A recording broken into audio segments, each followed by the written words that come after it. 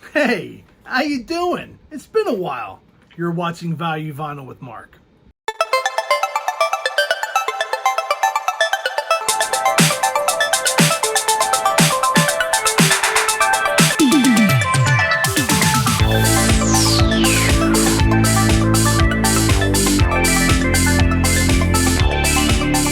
That's right, it has been a while since my last video, about 4 months if I recall.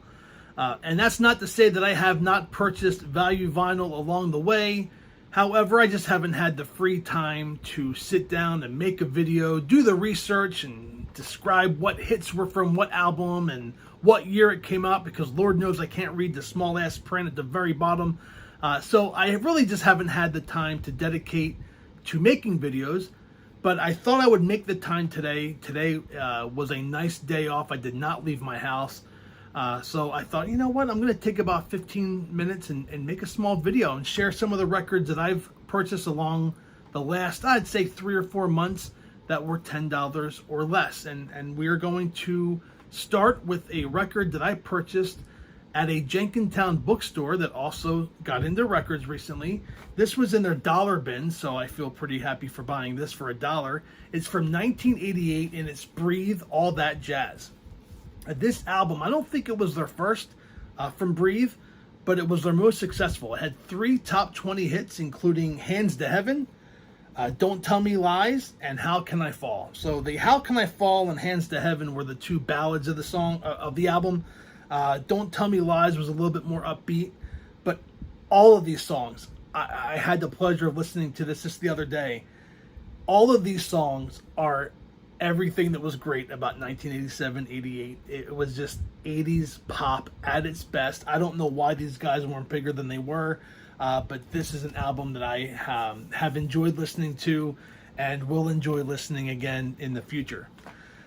I discovered a store that sells used electronics, and I was in the market for trying to, I guess, increase my system. I have a Audio-Technica record player, and I hook it up to my Bose soundbar, and I thought, well, you know, it'd be cool if I had a receiver. It'd be cool if maybe I had a CD player, and I can create my a makeshift stereo system, you know, like we all used to have in the 80s and 90s.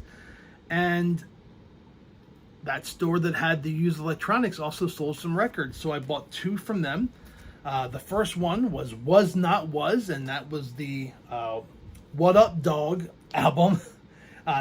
The 2 hits on this album were Spy in the House of Love and Walk the Dinosaur. So you know, Walk the Dinosaur, open the door, get on the floor, everybody walk the dinosaur.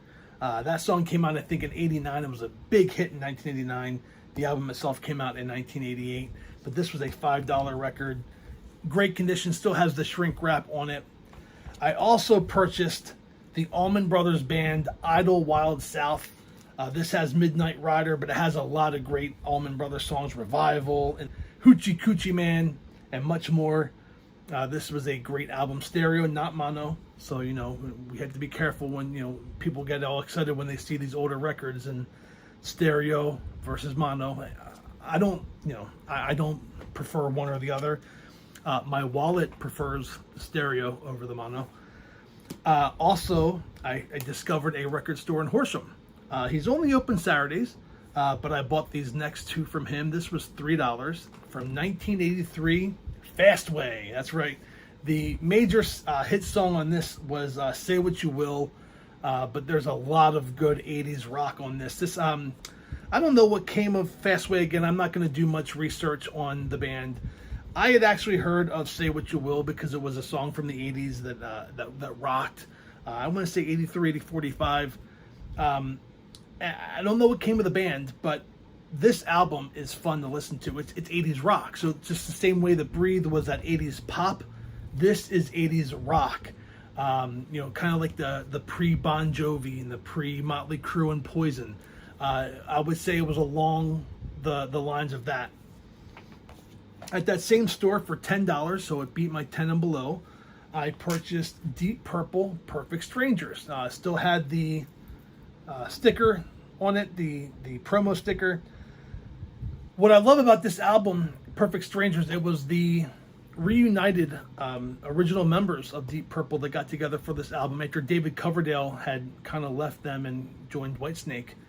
And the main song off of this album was song 1 on side 2, Perfect Stranger. So I first discovered this song not by music or by radio station, but by ECW. So I attended many of the early ECW shows in Philadelphia in the early 90s, and the franchise Shane Douglas used Perfect Strangers as his theme song. So I remember in like 1995, I think, I went to Plastic Fantastic. I bought the cassette tape. So I had the tape before, but I never had it on vinyl. So I thought I would buy it on vinyl. And then I was reminded of how great these songs were. Just a fun band, Deep Purple. Of course, probably most famously known for Smoke on the Water in the late 60s. But the 80s Deep Purple was just as good. And I actually did a quick search on them for YouTube recently. And I think pre-COVID, they were still rocking out. So Deep Purple, I mean, they're still alive and kicking. The next 2 records are going to be from my favorite record store, Matones. I think I've discovered them by a Facebook group page, and I've mentioned them during my last couple videos.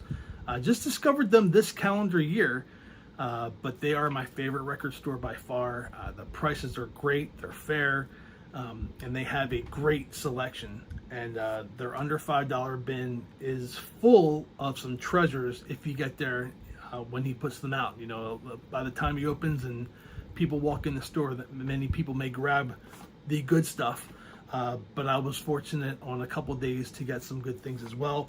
We're going to start with the Ghostbusters soundtrack. I'm going to probably do a video in the next couple weeks for some 80s soundtracks, some of my favorite ones that I just happen to own.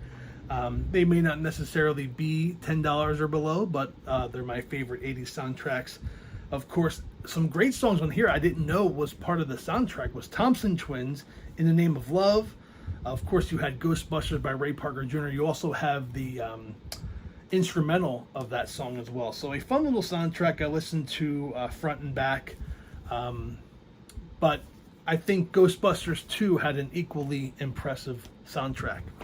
That was $4 at Matones. And $4.99 coming in at under $5, Bangles, A Different Light. This is probably their biggest, most successful album, has Walk Like an Egyptian on it. But some of the songs that weren't as big Manic Monday was pretty big too. But If She Knew What She Wants was a pretty good song, and that went up the charts. And what's the other one? Walking Down Your Street, which is a song that ironically gets played a lot on First Wave on Sirius XM. But just a lot of good songs. I'd say 4 or 5 really top hits on the album, and then the rest of it, let's just say it's not an embarrassment. This is a great album front to back. The hits are the hits, but everything else was pretty good too. Also at Matones, originally from my Plastic Fantastic. I tell you what, man, that brings back some memories right there. You know, for those of you who are watching, I grew up in Ardmore, Pennsylvania, a suburb of Philadelphia. I would walk to Plastic Fantastic every week. I was a busboy. I got tipped money in cash, and I would spend that cash right after getting it, buying CDs and tapes and everything else. So whenever I see a Plastic Fantastic sticker, I have a tendency of not taking it off. It just brings me the nostalgia that I'm looking for when I'm doing the records. Rolling Stones Rewind. This is more or less, I guess, like a greatest hits album after their initial greatest hits. So it has Miss You, Brown Sugar, Undercover, The Night, Start Me Up, Tumbling Dice, Hang Fire, Emotional Rescue, Beast of Burden. So these are all like the mid to late 70s, and then some of the early 80s. I think Start Me Up was in 81. So just like a greatest hits volume 2 unofficially. So a pretty good album there. Got that for $5 at Matones. Of course, we're going to hit up Quakertown Record Revival. The hours of Record Revival have changed. They're only open now Friday and Saturday, which has kind of meant that I haven't had much time to go there. Sundays was usually the day I chose to go up to Quakertown. It's about an hour and 10 minutes or so from my house, so it's a little bit of a drive. And my wife and I, we would usually make a day of it, going to breakfast and doing some shopping elsewhere. We weren't just going to the record store for an hour and 10-minute drive. But with them being closed on Sunday and then doing other things on Saturday, it kind of took us away. So I found some time last Saturday to go up, and I got some pretty good records. Now, some of these weren't from the 80s, like, well, this was the Kinks, Give the People What They Want. The big song on here was Destroyer, you know, Paranoia, Deep Destroyer. But Kinks, Give the People What They Want. Great album. I'd say 80% of the songs on here are really good, and then there's some that I'm just like, what the hell was that? But hey, good album nonetheless. This was before the Kinks obviously would break up, the brothers would be at war, and the fans would miss out for 30 plus years. Also, in the $2 bin, Mott de Hoople, All the Young Dudes. This was an album that was produced by David Bowie, and he even sings vocals on some of the tracks. Of course, the major song from this album is All the Young Dudes. Just a great song. The first, Sweet Jane, is really good as well. I mean, there's a lot of good stuff on here. What's the other one? I want to say it's Ready for Love or Soft Girl. One of those two, side two. Just a fun play. But a lot of this, other than All the Young Dudes, I wasn't really familiar with. Fun album. I'm familiar with it now. Good stuff. Going back to the 80s, Bobby McFerrin, Simple Pleasures. This, of course, the album that has Don't Worry, Be Happy on it. But check out this track listing. I think every single song on here was a cover. You had Drive My Car by the Beatles, Simple Pleasures, Good Lovin', Susie Q, Drive, Sunshine of Your Love by Cream. So these were all a cappella. This was all Bobby McFerrin and some backup singers, and it's a fun listen. I had this album already, but I liked it so much I bought it again, and I wasn't going to pass it up for $2. And that is Richard Marx and his debut album from 1987. The major hits on this song were Should Have Known Better, Don't Mean Nothing, Endless Summer Nights, and Hold On to the Nights. I think all four of those songs reached the top 20 in the Billboard Top 100. This was a great debut album for Richard Marx. I had a copy already, but the case and the inner sleeve were not as in good shape as this one. So I'm always looking to, especially if it's $2 or $5, why not buy it? Have a backup. You can always exchange or change out the sleeve with the inner sleeve and this and that, and make one great copy and then just have one as a backup. And that album being $2 was kind of a shock because there was a surface scratch on the record, and I think that's why it made its way to the bargain bin. Those records that Richard Marx goes anywhere from $12 to $20, but I think seeing a scratch, it made its way to the bargain bin due to cosmetic reasons, but it plays flawlessly. There's no popping, no cracking or anything. But I think it's hard to have a record store selling records with scratches on it and asking for $15. So I think that's why it found its way to the bargain bin. Going back to the 70s, we have Heavy Traffic, which is their greatest hits. Of course, Steve Winwood focused many times on this channel. Dear Mr. Fantasy, Smilin' Phases, Shanghai Noodle Factory, Paper Sun, Feeling Alright, Empty Pages. Just a great album, their greatest hits. So it's good stuff through and through. Also at the $2 bin, Foreigner and Head Games. This came out in 1980. Had Dirty White Boy and Head Games were the two major songs on it, but anytime I see Foreigner, I like to pick it up. And we're going to conclude today's video with another Allman Brothers Band record, the Allman Brothers Band. So this is the gatefold. So we have Black-Hearted Woman Whipping Post was the main song that I was familiar with. Well, I was familiar with a lot of the songs when I listened to it. I just don't think I knew what the songs were called.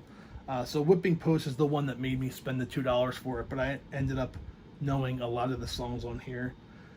But Allman Brothers, as you have seen through my videos, have become an easy purchase for me. I will spend $2, $5, $10 on Allman Brothers all day long. Just a fun band and a jam band, which I just love sitting back up in my room when the music's on in the background and just clearing my head, and it's good stuff. So hey, it was a while. I thought I would make a quick video, share some of my favorite records that I picked up along the last few months under $10. What was your favorite? Leave a comment below, and if you haven't already, please subscribe to the channel. It would mean a lot. And of course, let's always take that sound advice from our good friend Michael Conrad. That's it, let's roll. Hey, Let's be careful out there. That's right. Let's be careful out there. Thanks for watching. I don't know when I'll be back, but I'm sure I will at some point. Until then, I'll see you spinning the black circle. Goodbye, everybody.